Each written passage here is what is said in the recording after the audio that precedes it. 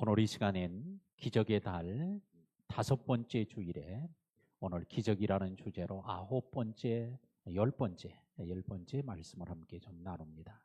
근데 오늘 본문의 말씀에는 참 이해하기 어려운 갈등과 딜레마와 같은 말씀이 있게 되는데, 사도 바울이 성령의 인도하심을 받아서 빌립보로 가게 되었습니다. 그랬는데 빌립보에 갔는데 일이 제대로 되는 일은 하나도 없고 일이 오히려 꼬이고 점점 더 어려워지는 거예요. 하나님께서 인도하시고 말씀하시고 이끄시는 대로 갔는데 일이 되어지는 게 없습니다. 오히려 용하다는 점쟁이 진드기처럼 쫓아다니며 스토커처럼 쫓아다니면서 지극히 높은 하나님의 종들이라고 구원의 말씀을 전하는 자들이라고 그냥 날마다 쫓아다니면서 그냥 떠들어대서 너무 힘든 거예요. 기도하고 싶어도 기도하기도 어렵고, 좀 누가 만나고 얘기하고 복음을 전하고 싶어도 그냥 계속 그냥 아주 스토커 중에서도 아주 그냥 독한 스토커처럼 쫓아다닙니다. 그러다가 고발을 당해서 빌립보 사람들에게 매를 맞고 옷을 그냥 다 찢기기도 하고 자존심이 다 상합니다. 그리고는 또 매를 맞고 감옥에 갇혀요. 일이 되어지는 게 없어요. 자, 그런데 체면은 다 땅에 떨어지고 자존심도 상하고 매를 맞아 온몸은 만신창이가 되어졌습니다. 자, 그런데 우리나라 사람들 같으면 이때 뭐라고 그랬어요? 재수 없는 놈은 뒤로 자빠져도 코가 깨진다. 아마 이런 얘기를 했을지도 모릅니다. 그런데 사도 바울은 오히려 그때에 하나님의 능력이 그 빌립보에 나타나는 계기가 되었고, 많은 사람들이 구원받는 역사가 나타나고 빌립보 교회가 개척되는, 세워지는 아주 놀라운 역사가 이루어졌습니다. 만약에 아무 일도 없었다면 이런 빌립보의 놀라운 역사는 아마 이루어지기 어려웠을 것입니다. 하나님께서는 바울을 그곳에 보낼 때 그와 같은 일이 일어날 걸 아셨고, 그와 같은 일 가운데 하나님의 전능하심을 보여주는 계기로 삼게 하시려고 일부러 그렇게 점쟁이가 스토커처럼 쫓아다녀도 내버려두고, 빌립보 사람이 난동을 부려도 하나님이 그들을 다리 하나 부러뜨리지 않고 내버려두고, 매를 때릴 때도 주님은 안타깝지만 그냥 두신 이유는 하나님이 그곳에서 하나님 되심을 드러내게 하시려는 하나님의 계획하심 아래 이루어진 줄을 믿습니다. 왜? 우리는 중간에서는 몰랐어요. 사도 바울도 몰라요. 그런데 마지막 결론을 보니까 하나님께서 이런 일을 하게 하시려고 하나님이 하셨구나 라고 하는 걸 알게 되어집니다.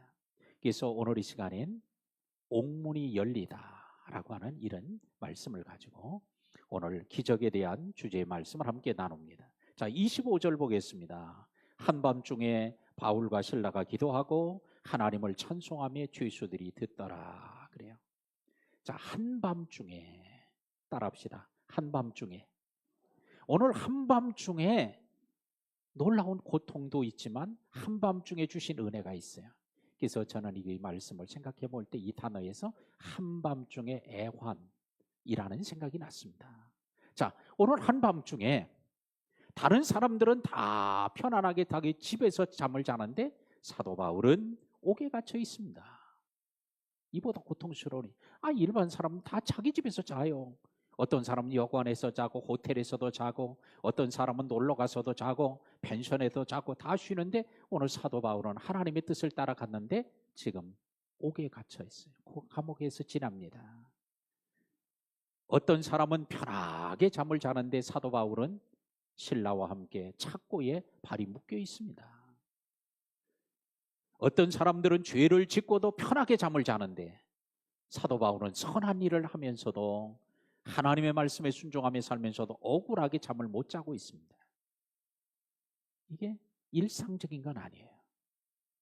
그냥 일반적인 사람들도 다 편안하게 잠을 자고 있는데 오늘 잠을 잘 수가 없어요. 자, 오늘 이럴 때에 우리 믿는 사람이라도 갈등을 합니다. 내가 뭐 잘못된 건가? 하나님께서 뭐 지금 출장 가셔서 나를 못 보고 있나? 왜 이런 일이 생기는 거야? 라는 갈등이 있을 수 있습니다. 그런데 오늘 그런 한밤중에 또 어떤 은혜가 임해요? 감옥에서도 사도 바울과 실라는 원망하고 불평해야 되지만 원망하며 불평하지 않는 은혜가 주어진 거예요. 할렐루야. 참 귀한 은혜예요. 모든 사람은 다 이런 상황이 되면 원망해요, 불평해요. 이럴 수 있느냐고, 하나님이 살아계시냐고 이럴 수 있어. 근데 바울과 실라는 그런 말이가 한마디도 없기에 이건 은혜예요. 오늘도 우리는 일상 삶 속에서 원망 불평을 해야 할 만한, 그게 당연한 것 같은데도 오히려 그것이 없이 오히려 하나님을 찬송하고 기도할 수 있다면 이것은 하나님이 역사하는 현장이며 하나님이 일하시는 모습일 줄로 믿습니다. 감옥에서 갇혀 있는데, 억울하게 갇혀 있는데 그는 죽고 싶은 마음이 들지 않았다는 게 이게 은혜예요. 다 사람들이 이쯤 되면 매를 맞고 옷을 다 찢기고 자존심 상하고 땅에 다 치면은 떨어지고 온몸 매로 맞고 했을 때에 많은 사람이 손가락질하고 비난할 때 죽고 싶지 않겠어요? 근데 오늘 죽고 싶은 생각이 없었다는 게 이게 은혜예요. 오늘날 우리는 어떤 사람은 작은 일만 겪어도 아이고 죽고 싶다, 죽고 싶다 이렇게 말하는 사람이, 어떤 사람은 큰 어려움을 당해도 죽고 싶은 마음이 안 드는 사람이 있어요. 이게 은혜야. 오늘 여러분들이 지금까지 이렇게 살아왔다는 게 은혜지만 그래도 또 하나님께서 우리들에게 삶의 은혜를 주어서 죽고 싶지 않고 살고 싶은 마음을 주고 믿음으로 살게 하려는 이런 은혜. 자, 이건 큰 은혜 중에 하나입니다. 또한 오늘 감옥에서 그는 사명을 버리지 않았던 게 이게 은혜입니다. 아니, 하나님 따라갔더니 이게 뭐야 도대체. 하나님 하라고 해서 이걸 왔는데 하나님 말씀에서 거친 바다도 며칠 동안 배를 타고 건너왔는데 이게 뭐야. 그런데도 그는 그 어려움 속에서도 사명을 안 버렸다는 거예요. 사나 죽으나 오직 주의 것이고요. 오직 때를 얻든지 못 얻든지 복음을 전하는 사명을 안 잊어버리는 것. 오늘도 우리 성도들에게도 이런 은혜가 있기를 축복합니다. 조금 어려우면 하나님, 나 하나님한테 했던 약속 다 파기입니다. 끝났습니다. 왜? 하나님 나 안 지켜주는데 내가 무슨 하나님 말씀대로 합니까? 사명을 이렇게 해서 쉽게 버리는 사람도 있지만, 그러나 아무리 어려워도 하나님이 계획한 뜻과 섭리가 있다고 믿고 우리가 사명을 잃어버리지 않는, 사명을 포기하지 않는 이런 은혜가 우리 성도들에게 있기를 축복합니다.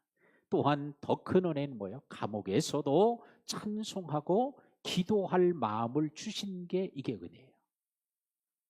예.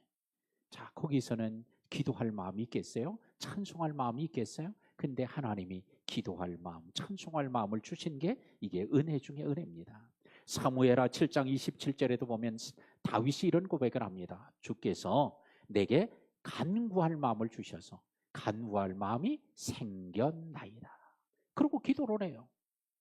다윗에게 하나님이 간구할 마음, 기도할 마음을 주셨대요. 그랬더니 기도했더니 하나님 그 기도를 들어주신 거예요. 바울과 실라가 감옥에 갇혀 있는데 주님이 찬송할 마음, 기도할 마음을 주신 거예요. 그래서 그 감옥에서, 침침한 지하 감옥에서 기도하고 찬송하는 거예요. 오늘 저와 여러분들에게도 기도할 마음을 주시면 아멘, 찬송할 마음을 주시면 할렐루야. 예. 주님께서 얼마나 우리의 기도와 찬송을 받으시길 원하면 찬송할 마음을 주고 기도할 마음을 주시겠어요. 오늘 여러분들에게 그런 마음이 있으셨던 분들, 이건 하나님이 역사하시며 성령이 역사하고 계시기 때문에 그런 마음이 드는 거예요.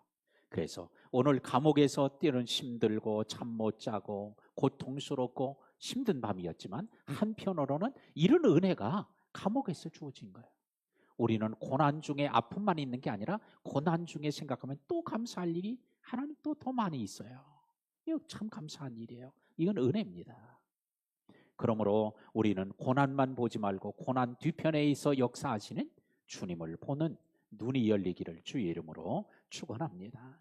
자, 간구할 마음이 생겼어요. 기도할 마음이 생겼어요. 찬송할 마음이 생겼어요. 그래서 기도하고 찬송하는데 우리는 기도는 누구나 기도한다는 거예요. 어떤 사람이든 다 기도합니다. 기도 안 하는 사람 없어요. 교회 다니는 사람만 기도하는 게 아니에요. 교회 안 다니는 사람들도 기도해요. 절에 다니는 사람들도 기도해요. 우상을 숭배하는 사람도 기도해요. 기도 안 하는 사람 없습니다. 기도의 대상이 다를 뿐이지. 기도의 내용이 다를 뿐이지 기도 안 하는 사람은 없습니다. 또 기도를 어떻게 해요? 믿음대로 기도해요. 믿음이 크면 큰 믿음대로 기도하고 믿음이 적으면 적은 대로 기도해요. 의심하는 믿음을 가지고 있으면 의심하는 기도를 해요.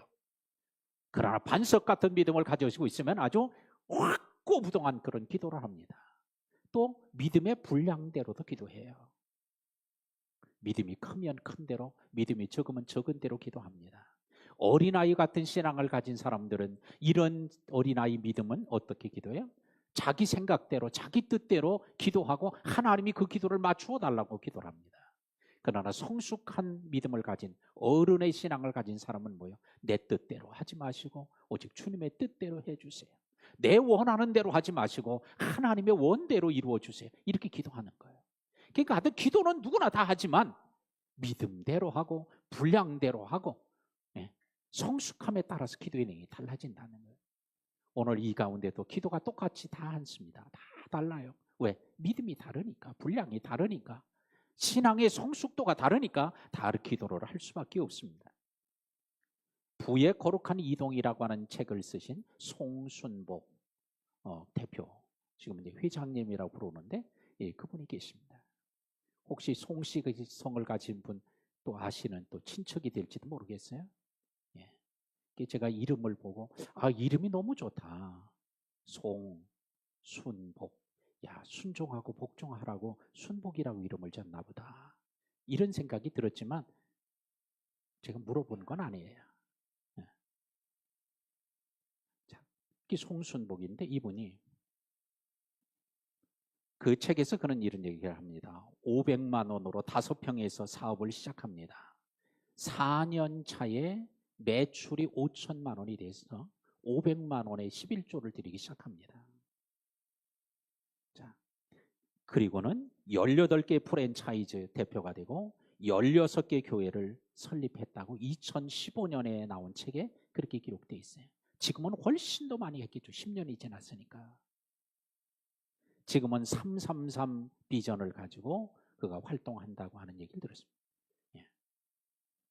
자, 그런데 그도 처음부터 그런 게 아니라 그가 종갓집 맏며느리인데 자식이 없는 거예요. 그래서 아들을 낳게 해달라고 기도를 했어요. 근데 진짜 아들을 낳았어. 근데 교회를 그래도 안 나가. 왜? 종갓집 맏며느리니까. 하나님께 기도해서 아들을 달라고 했는데 아들을 주었는데 기도를 계속 안 나가고 있는 거예요. 근데 그 기도를 하나님 들었고 아들을 주셨어요. 그런데 아들을 주었는데 자식을 낳다가 난산, 아이를 힘들게 낳음으로 인해서 아이가 뇌손상을 입었어요. 이게 장애가 됐어요. 그러니까 어떻게 하겠어? 이제 또 기도해야지. 아들을 달라고 했는데 아들을 주었으니까 이제 또 기도를 합니다. 하나님 고쳐달라고 기도를 했습니다.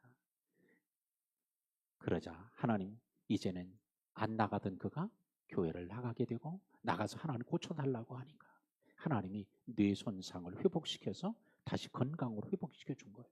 하나님의 살아계심을 본 거예요. 그러니까 이제 말씀대로 사는 거야. 그래서 사업을 해도 사업을 하는 게 아니라 그래서 그가 책에 쓴 제목대로 부의 거룩한 이동. 부는 거룩한 이동이 이루어져야 된다는 거예요. 그래서 비록 내가 돈을 벌어도 이 돈이 뭐예요? 축복의 통로와 도구로 이동되어서 쓰여져야 된다는 거예요. 나 혼자만 가지고 있으면 안 된다는 거예요.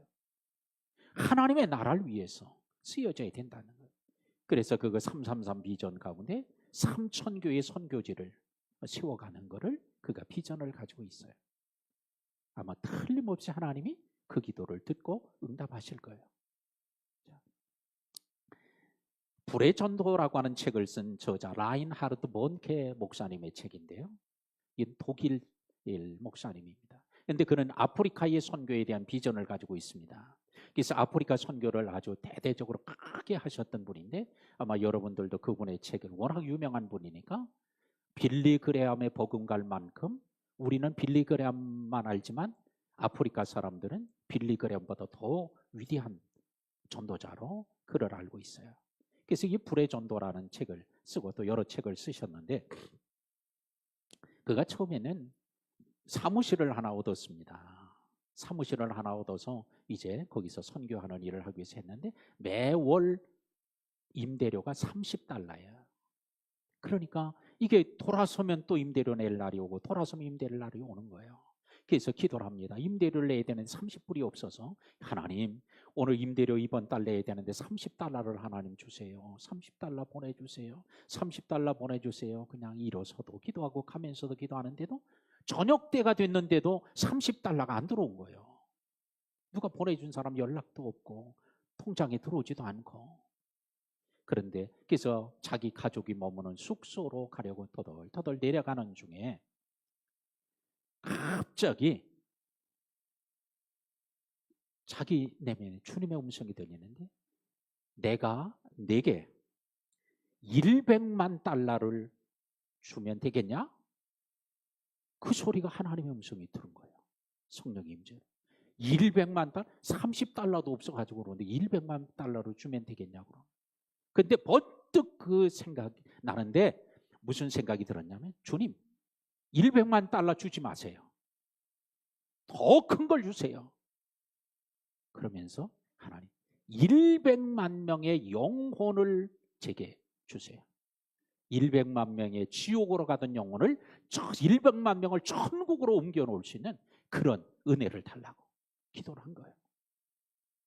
그 기도를 하고 나서 하나님 그의 삶에 변화가 생겨납니다. 하나님이 역사하기 시작합니다. 그래서 그가 79세에 세상을 떠났는데 215개국에서 복음을 전하고 그 복음을 전하는 집회 현장에서 약 7,900만 명이 예수를 믿기로 결단하고 영접하는 기도를 했다는 거예요. 할렐루야. 이게 기적이에요. 이게 하나님이 하시는 일이에요. $30도 없었던 자가 30불이 아니라 오늘 수천만 명을 주님께 인도하는 하나님의 역사를 가져오는 거예요. 근데 그 역사 우리가 여러분들도 그 책을 읽으신 분이 계실지도 알겠지만 그 책이 그런 큰 대형 천막을 만들어서 집회를 하는 그런 분이에요. 뭐 아주 상상을 초월하는 기적들이 그 책에 너무나 많이 생생하게 나타나 있습니다. 그걸 통해서 우리는 하나님은 지금도 여전히 살아계시고 여전히 기도하는 자들의 기도를 들으시고 응답하시고 역사하시는 줄을 믿습니다. 오늘 찬송하고 기도할 마음이 일어난다는 것 이미 하나님이 일하시는 거예요. 이미 하나님이 역사하고 있는 거예요. 오늘 여러분들의 마음속에 찬송할 마음이 있으면 찬송을 하세요. 기도할 마음이 있으면 기도하십시오. 하나님께서 이미 시작하신 분이 그 일을 이루실 줄로 믿습니다. 26절에 찬송하고 기도했더니 이에 갑자기 큰 진이 나서 옥토가 움직이고 문이 다 열리고 모든 사람이 매인 것이 다 벗어진지라 그래요. 제가 이 말씀에서 기억이 또 납니다. 이에라는 단어. 여러분들도 제가 그래서 성경에다 제가 밑줄을 긋고 또 긋고 몇 번 칼라펜으로 이렇게 세가지고 이 성경책에 이해가 몇 번 이렇게 되어 있어요. 왜? 너무 중요하니까. 찬송하고 기도했더니 이해. 이건 뭐요? 그래서 영어로 so로 번역을 했는데 대부분의 번역 성경이 이건 뭐예요? 그래서 찬송하고 기도했기 때문에 갑자기 큰 진이 일어난 거예요. 갑자기 큰 진이 일어날 수 있어요. 그런데 오늘 성경은 여기다 이해를 붙였다는 거예요. 그냥 큰 진이 갑자기 일어난 게 아니라 이것 때문에 큰 진이 일어났다는 거야.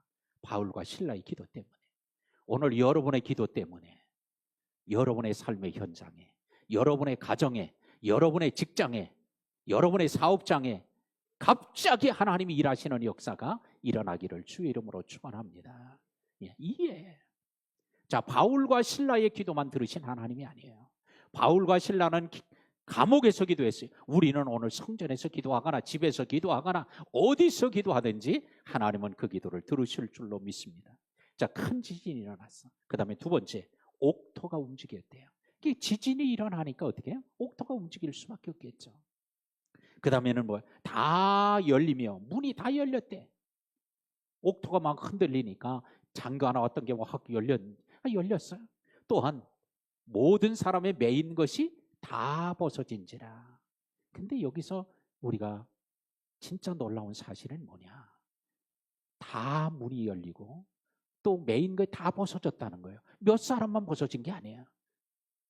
다라는 거예요. 이게 하나님이 하시지 않고는 이런 일이 일어날 수 없어요. 근데 저는 이 성경을 읽을 때마다 갑자기 걱정이 됐던 적이 있어요. 야, 이게 다 이렇게 옥토가 막 큼지막 큰 지진이 나고 막 문이 다 활짝활짝 열릴 정도가 되고 한다면, 아니 감옥이 완전히 무너져가지고 거기 깔려 죽으면 어떡할까? 근데 그렇게 깔려 죽지 않았다는 게 이게 더 놀라운 신비예요. 네. 그렇죠. 이 정도라면 깔려 죽어야 될 거 아니에요? 근데 안 깔려 죽은 거예요. 일본에 주의 종하라고 신학을 했던 사람이 그걸 이제 포기하고 도망을 쳐가지고 일본으로 갔거든. 일본에 갔는데 가서 이제 불법 체류를 하면서 일하는 거예요. 예. 왜냐하면 그거 주의 종 하기 싫어가지고 그랬는데 거기 대지진이 일어난 거예요. 그래가지고 막 집이 무너지고 고가도로가 막 쓰러지고 차가 올라가던 게 막 그냥 쏟아지고 난리가 난 거예요.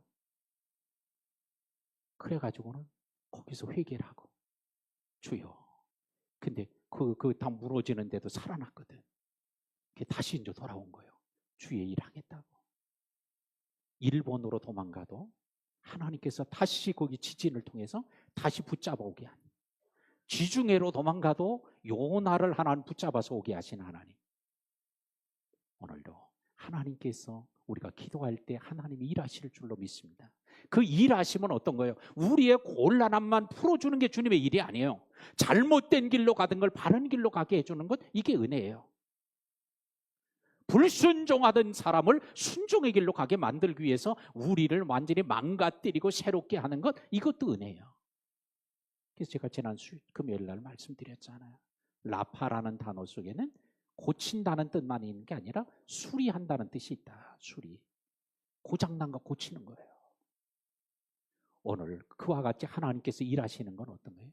고장난 걸 고쳐주고 건강한 사람은 더 건강하게 잘 되게 하고, 이런 하나님의 역사들이 오늘 바로 이 빌립보에서 이루어졌습니다. 하나님께서 오늘 함께 하니까 기도하고 찬송할 마음이 생겼고, 그 마음 주신 대로 기도하고 찬송하니까 하나님께서 일하셔서 갑자기 큰 지진이 일어나고 또 옥문이 확 열리게 되고 메인 것이 풀어지는 역사가 이루어진 줄로 믿습니다. 오늘도 여러분들에게 하나님이 성령의 감동하심에 따라 기도하고 싶으신 분 기도하십시오. 여러분이 작정하실 분은 작정해서 하도 좋고요. 새벽을 깨우실 분은 새벽에 나와서 하셔도 좋고요. 하여튼 어떤 모양의 성령께서 역사하시고 말씀하는 대로 순종하면 하나님이 일하실 줄 믿습니다. 자, 근데 간수가 27절에 보니까 자다가 깨었어요. 간수가 자다가 깨면 안 되잖아. 눈 뜨고 밤새도록 보초를 서야 되는데 자다가 깼어요. 깨서 보니까 왜 지진이 나고 막 난리가 났거든. 막 문이 열리고 막 덜컹덜컹하고 막 별소리가 다 났으니까 벌떡 일어나 깨보니까 문이 달리는 걸 보고 죄수들이 도망한 줄을 생각하고 칼을 빼서 자살을 하려고 그래요. 그럴 때 사도 바울이 말합니다. 내 몸을 상하지 말라. 내 몸을 상하지 말라. 따라합시다. 내 몸을 상하지 말라. 오늘 이 말씀이 간수에게만이 아니라 오늘 여러분들에게도 하는 주님의 음성이 되기를 축복합니다. 여러분들의 몸을 상하게 하지 마세요. 뭐 때문에? 술을 너무 많이 먹으면 상하게 해요. 술 많이 먹어서 상하게 하지 마십시오. 마약을 하면 마음이 상해집니다. 마약도 끊으십시오. 중독 끊으십시오. 그래서 여러분의 몸을 상하게 하는 일들 있다면 그걸 끊어서 여러분 몸을 상하게 하죠. 왜? 우리의 몸은 하나님의 거룩한 성전이에요. 하나님의 축복의 통로와 도구요. 그러니까 우리 몸이 상하면 주님 우리 일할 수 없기 때문이에요. 자, 그래서 우리는 간수에게 내 몸을 상하게 하지 마라 그래요. 근데 자기는 죽고 싶어요. 위기를 만난 바울과 실라는 위기를 만나서도 죽고 싶은 생각이 없었는데 오늘 간수는 죽고 싶은 생각이 난 거예요. 오늘도 위기를 만났을 때, 어려운 일을 겪었을 때 어떤 사람은 그 위기 중에도 죽고 싶은 마음이 없는 사람도 있고 어떤 사람은 또 막 죽고 싶은 거야. 자살 충동을 느끼는 거예요. 그러므로 오늘 바울과 실라에겐 주님이 역사하니까 자살 충동이 없었고 오늘 간수에게는 자살 충동이 일어났어요. 오늘 이것이 어떤 게 성령의 역사고 어떤 게 사단의 역사인지를 우리는 설명하지 않아도 우리는 잘 알게 될 것입니다. 그러므로 우리는 자살 충동이 일어날 때 이거는 주님의 역사가 아니라는 걸 기억하고 사탄아 뭐하라? 물러가라. 아이고 죽고 싶다 죽고 싶다. 어떻게 죽어야 잘 죽나? 어떻게 죽어야 안 아프고 죽나? 어떻게 죽어야 잘 죽나? 요렇게 자꾸 죽는 거 생각하지 말고 사탄아 물러가라. 주님이 우리를 데려가실 때 되면 알아서 데려가시니까. 제가 말씀드렸잖아요. 죽는 거는 틀림없지만 세 가지는 모른다 그랬잖아요. 뭘 몰라? 자기가 언제 죽는지 모르고 어떻게 죽는지 모르고 어디서 죽는지 모른다. 근데 분명하게 아는 게 있어요. 뭘 알아? 반드시 죽는다는 걸 알아. 근데 뭐요? 죽을 때 아무도 함께 가지 못한다는 걸 알아. 죽을 때 아무것도 가져가지 못한다는 걸 알아. 근데 우리는 이런 충동들이나 주님이 우리를 데려가시면 아무리 뻗팅겨도 안 돼. 오라고 그러시면 할렐루야 감사합니다 이러고 가면 되는 거고. 근데 우리가 일부러 우리의 생명을 상하지 않는 이런 자살 충동에 매이지 않게 되기를 축복합니다. 간수가 그럽니다. 내가 어떻게 해야 구원을 얻을 수 있습니까? 그러자 막 죽으려고 칼을 빼가지고 막 그러면서 난동을 피면서 내가 어떻게 해야 구원을 얻을 수 있느냐고. 그러자 주 예수를 믿어라. 그리하면 너와 네 집이 구원을 받으리라. 아니 지금 죽으려고 하는 사람에게 예수 믿으라고 하는 게 말도 안 되는 얘기 같죠. 그런데 오늘 예수 믿으면 모든 게 해결되는 줄로 믿습니다. 오늘 자살 충동에서부터 벗어나요. 그의 온 가족이 기쁨을 회복해요. 온 가족이 다 세례를 받아요. 온 가족이 빌립보 교회 교인이 돼요. 할렐루야. 오늘 이처럼 우리는 주 예수를 믿음이 구원의 역사를 이루게 하는 줄로 믿습니다. 그랬더니 크게 기뻐해서 그를 데려다가 바울과 실라를 데려다가 집으로 데려다가 맞은 데를 다 치료해줘요. 음식을 장만했던 걸 다 그 밤중에 또 대접을 막 해요. 그러면서도 기뻐했다는 거예요. 바울과 실라는 찬송하고 기도할 마음을 주신 대로 했고 은혜가 됐고 오늘 간수의 집은 성령의 감동하심을 따라서 바울과 실라를 데려다가 치료해주고 대접하고 하는 섬기는 일을 성령의 감동을 따라 하는 거예요. 우리 모든 성도들에게도 오늘 바울과 실라처럼 감동하면 그렇게 하고 간수처럼 감동하면 간수처럼 하면 되는 거예요. 오늘 이 시간에도 하나님이 여러분들의 마음을 감동하는 분이 있으면 그대로 순종함으로 하나님이 그 현장에서 일하는 걸 보게 되는 역사가 있기를 축원합니다. 말씀을 맺겠습니다. 여러분에게 묻습니다. 여러분은 믿는 자입니까? 아니면 그냥 종교인입니까? 여러분은 진짜 믿음으로 예배하고 찬송하고 기도합니까? 아니면 형식적으로 그냥 예배에 참여합니까? 여러분들도 간수처럼 죽고 싶을 만큼 절망적인 일을 경험한 적이 있습니까? 그렇다면 오늘 이 시간 이 말씀을 통해서 혹시 해답을 얻으셨습니까? 해답을 얻으셨다면 감사하실 거예요. 감사하십시오. 오늘 해답을 얻지 못했다면 주님 어떻게 해야 구원을 얻을 수 있는지 주님께 물으시기 바랍니다. 주님은 분명히 말씀하실 겁니다. 구원은 죽어서 천국 가는 것만이 오늘 구원이 아님을 오늘 성경이 말합니다. 죽어서 천국 가는 것 그건 말할 수 없는 큰 구원이에요. 그러나 오늘 죽고 싶은 자살 충동에서 벗어나는 것 이것도 구원이에요. 위기에서 벗어나는 것 이게 구원이에요. 어려운 병에서 난치병에서 고침받는 것 이것도 성경은 우리에게 구원이라고 말합니다. 이런 온전한 구원의 역사를 이루시는 전능하신 주님의 역사가 오늘 이 예배 현장에 이루어지기를 주의 이름으로 축원합니다. 기도하겠습니다. 우리 이 시간에 뭐 크게 해도 좋고요, 적게 해도 좋고 우리 가슴에 손을 얹고 주님 어떻게 해야 구원을 얻을 수 있습니까? 오늘 주님 주 예수를 믿으라고 한 것처럼 오늘도 믿음으로 고백하십시오. 주님을 믿는다는 고백을 하십시오. 주님이 일하실 것입니다. 다 같이 한 음성으로 기도하겠습니다.